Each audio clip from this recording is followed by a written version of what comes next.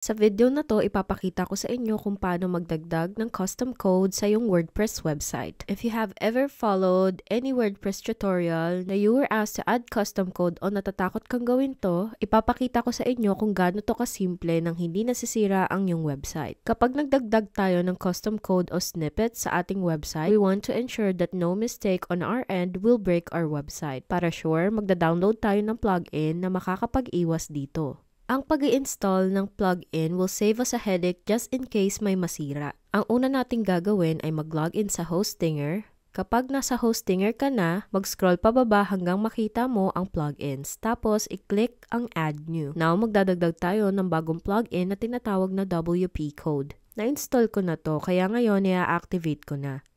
Mag-scroll pababa at makikita mong naka-activate na to. This plugin allows you to easily add code snippets and has a feature that prevents you from adding faulty code.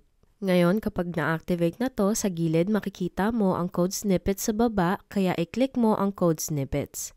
Kapag nandito ka na, makikita mo ang lahat ng code snippets ay nasa iyong website na. May mga cool feature na din ng WP Code. Halimbawa, kapag pumunta ka sa library, makikita mo ang iba't ibang code snippets na pwede mong gamitin sa iyong website na ginawa ng ibang developers tulad mo. Kapag pumunta ka sa most popular, makikita mo ang mga pinakasikat na code snippets.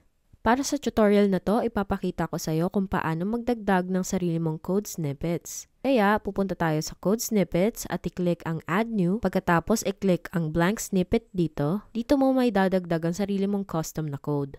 The first thing that you want to do is add a title for your snippet. I'm going to do something really simple for this tutorial. At aalisin natin ang version number. Meron na akong code snippet na gusto kong gamitin, kaya i-copy at paste ko to dito at tatanggalin ito ang version number. Where it says na code type, you want to click on the type of the code snippet na ginagamit mo. Sa akin, PHP ang ginagamit ko, kaya i-click ko yan. Ngayon, mag-scroll down ka, makikita mo that there is an insertion option. You can choose an insert method, auto-insert, or shortcode. Pwede mong piliin ang auto-insert if you want the snippet to be automatically executed sa available na location, o shortcode mode that will only execute the snippet where the shortcode is inserted. Pipiliin ko lang yung auto-insert and then select Run Everywhere. Now, scroll down pababa at makikita mo ang device type. Dito pwede mong limitahan kung saan mo gustong i-load ang snippet ayon sa uri ng device. Pero sa default na setting, ang mga snippet ay na-load na sa lahat ng devices. I'm gonna click on any device type at mag-scroll pababa.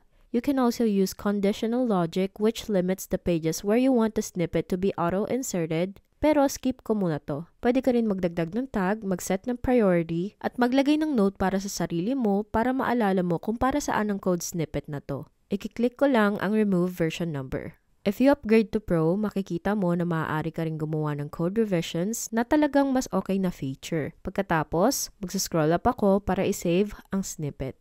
Makikita mo na ngayon na ang snippet is created and saved. Isang cool na bagay tungkol sa WP Code ay kapag nagkamali ka, isi-set ng WP Code ang snippet bilang inactive at bibigyan ka ng warning. If you also make mistakes in your code, WP Code will let you know where the error is at i-highlight ito nito. After the snippet is created and saved, siguraduhin mong i-activate ito sa iyong website by clicking on this and turning it from inactive to active. Now, all you have to do is click Update at updated ng snippet. Ang version number is now removed. Kung pupunta ka sa library, makikita mo ang lahat ng code snippets na pwede mong i-preview at gamitin sa iyong website. There are some cool code snippets like change excerpt links or disable admin password reset email. You have disable lazy load, disable login autofocus, and other interesting ones na pwede mong itest sa website mo. It's really easy. Ang kailangan mo lang gawin ay pumili kung aling code snippet ang gusto mong gamitin. Pumili ako ng most popular at tignan natin ang Disable WordPress REST API. Pwede mong i-preview ito at ganito ang itsura ng code snippet. By just clicking on the snippet, madadirect ka sa page kung saan makakopy at paste ang code for you along with the title,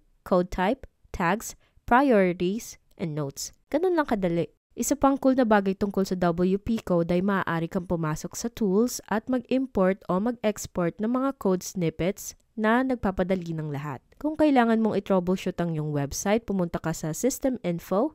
You can just click on all the system information and share it with WP supports. Ganun lang kadali ang pagdagdag ng code snippets sa iyong website. Please like and subscribe for more videos like this. On this channel, gumagawa kami ng videos on how to build websites for creators like you and share cool tricks and tips for building websites. Kung gusto mo magsimula sa hosting, meron kaming ibinigay na link sa baba na makakatulong sa amin and we will be extremely grateful if you click on that link to get started.